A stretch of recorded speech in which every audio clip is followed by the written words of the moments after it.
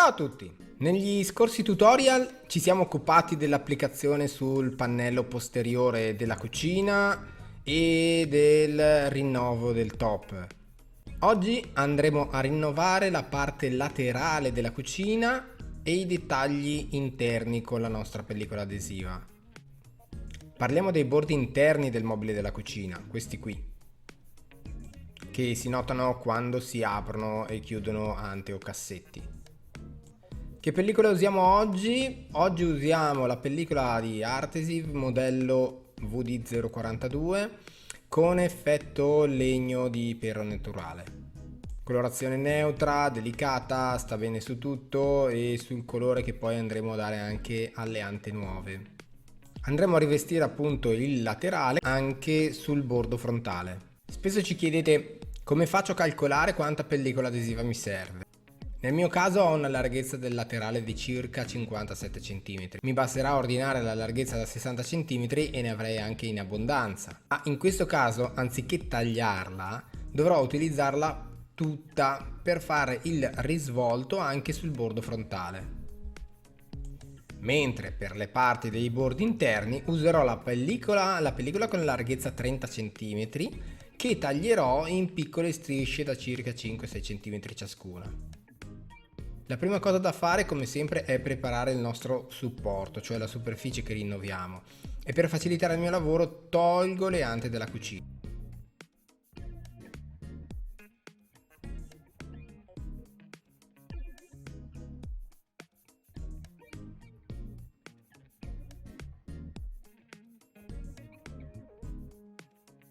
Quando ho tolto le ante dovrò assicurarmi che la superficie sia liscia e pulita perfettamente. La mia è abbastanza pulita, quindi mi basta usare un po' di alcol.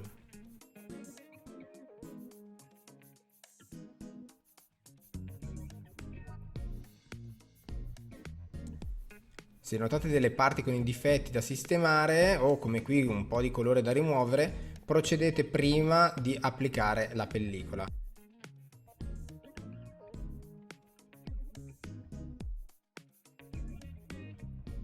Vediamo cosa ci serve, scommetto che lo sapete già, la pellicola adesiva ovviamente, spatola, taglierino e pistola termica o foam per capelli. Iniziamo l'applicazione del laterale della cucina. Come già detto in precedenza, noi utilizziamo il rotolo con larghezza da 60 cm e useremo anche l'abbondanza del materiale per fare un risvolto sul bordo frontale e interno. Allora, in questo tutorial vogliamo rivolgerci anche a chi non ha mai utilizzato le nostre pellicole adesive e si trova agli inizi, diciamo, del rinnovamento. Per prima cosa procediamo con la rimozione di circa 5-6 cm di carta posteriore. Basta rimuoverla e farle fare una piega in questo modo.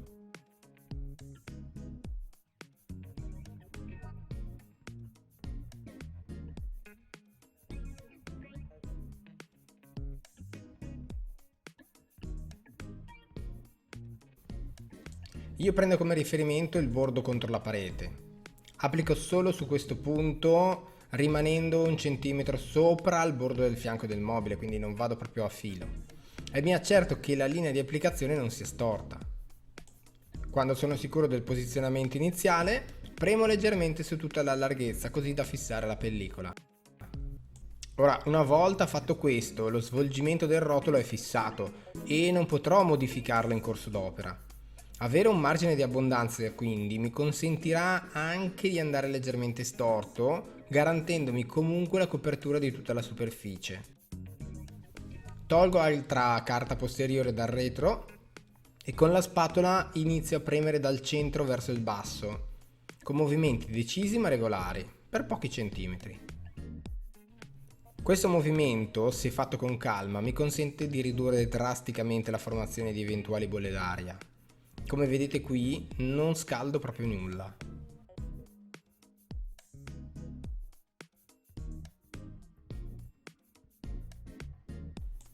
Se notate sulla destra vedrete che io sto uscendo leggermente dal bordo del mobile. Come detto, avere un'abbondanza di materiale mi consente di gestire anche questi casi senza problemi.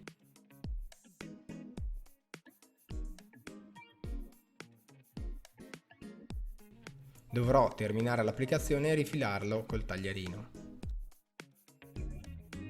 Ed è quello che sto facendo. Finisco di applicare sul laterale, tolgo eventuale pellicola in eccesso e completo tutto.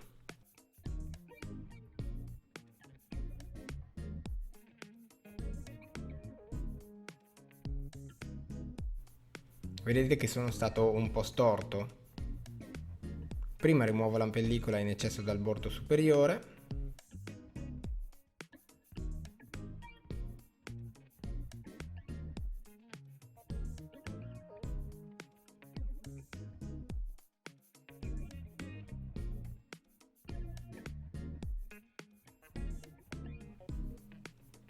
Poi rifilo con il taglierino sulla parte posteriore. Fatto. Sulla parte inferiore invece della fascia devo decidere cosa fare. Siccome voglio fare un risvolto e per assicurare maggior tenuta nel tempo, faccio una piega proprio sotto. Per fare questo segno l'angolo inferiore così e taglio con il taglierino a circa 45 gradi. Una parte la svolto sul bordo frontale, l'altra sul bordo inferiore. Prendo la pistola termica, scaldo solo leggermente e premo lungo lo spigolo per segnare bene il bordo. Uso la spatola e premo verso il basso. Terminato, taglio e rimuovo la pellicola in eccesso.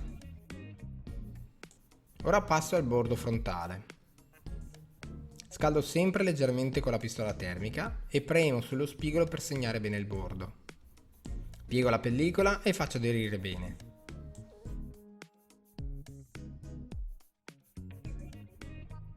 Ora faccio una serie di tagli che mi permetterà di applicare anche all'interno del mobile sulle parti in cui non ho ostacoli.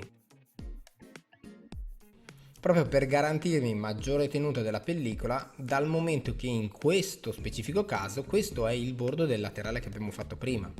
Quindi è comunque ottimale assicurarlo nel modo migliore possibile.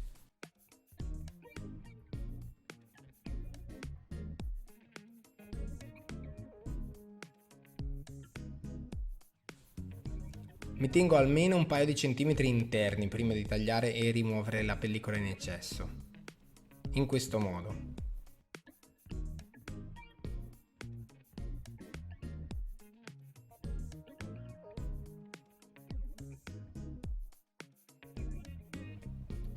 Ora procedo con il resto. Ho terminato il mio laterale. Come vedete questa applicazione mi consente di mantenere la pellicola al suo posto correttamente e i cassetti copriranno comunque eventuali imperfezioni, quindi non preoccupatevi se non siete perfetti. Ora facciamo le altre fasce. Per farle ho preparato delle mie strisce ottenute pronto appunto dal rotolo da 30 cm. Non mi resta che applicarle.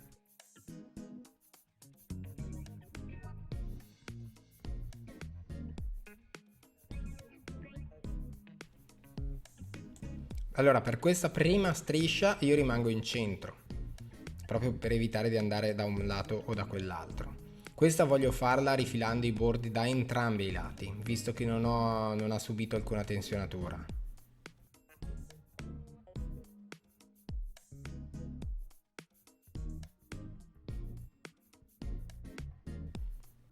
E farò comunque un taglio centrale per dare proprio un'idea di due mobili uniti, esattamente come appare ora. Vado con calma e giro attorno alle guide dei cassetti, qui non ho tolto.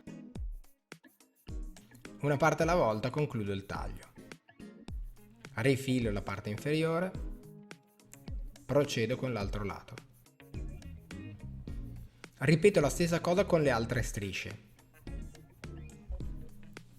In questo caso invece ho voluto lasciare la striscia senza fare alcuni tagli al centro. Questa è una decisione soggettiva. Ricordo che questa è una cucina montata apposta per realizzare questi video, quindi anche i mobili non sono proprio montati alla perfezione. E il mio lavoro di oggi è terminato. Potrei anche decidere di rivestire i bordi superiori e inferiori, questo potete deciderlo voi, il procedimento di applicazione non cambia. Bene, il mio laterale è fatto, le parti interne dei mobili sono fatte. Nel prossimo tutorial inizieremo a rinnovare le nostre ante e finalmente la cucina cambierà aspetto in modo importante. Vi ringrazio come sempre, spero che anche questo tutorial abbia dato un piccolo aiuto per innovare anziché sostituire. Ci vediamo alla prossima, ciao ciao!